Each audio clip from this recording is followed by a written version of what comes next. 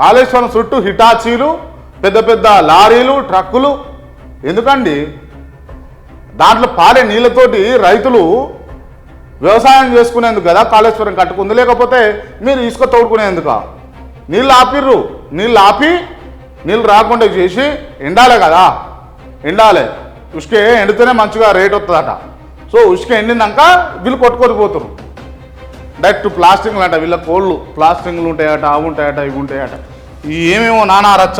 Right, చూద్దాం. ఇది Annaram barrage నుంచి వందలాది లారీలు ఇసుక తరలింపు.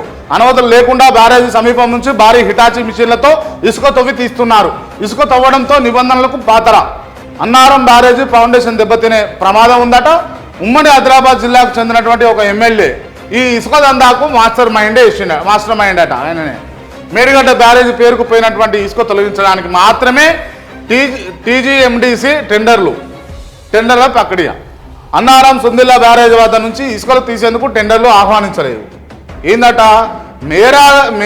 మేడిగడ్డ బ్యారేజీ దగ్గర పేరుకుపోయిన ఇసుకను తొలగించడానికి మాత్రమే, మేడిగడ్డ బ్యారేజీలో పేరుకుపోయిన ఇసుకను తొలగించడానికి మాత్రమే టీజీఎండిసి టెండర్లు ఆహ్వానించింది, ఏసీరు, అయిపోయింది.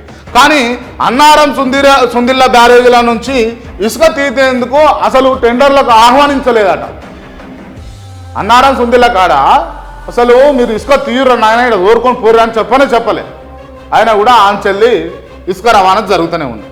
లారీల కోసం అన్నారం బ్యారేజీ దిగువన ఏకంగా రోడ్డు నిర్మాణం. రివర్ బెడ్లోని ఇసుక తోడేస్తుండటంతో పడిపోయినటువంటి భూగర్భ జలాలు.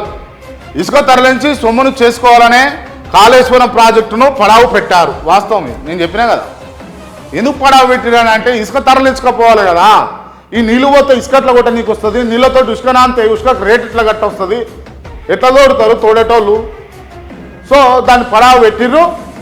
ఇప్పుడు పాత్ర పెడుతురు. ఇక ఇసుక తరలింపును కట్టడి చేయకుంటే 3 బ్యారేజీలు దెబ్బతింటాయని రైతులు ఆందోళన చేస్తూ ఉన్నారు.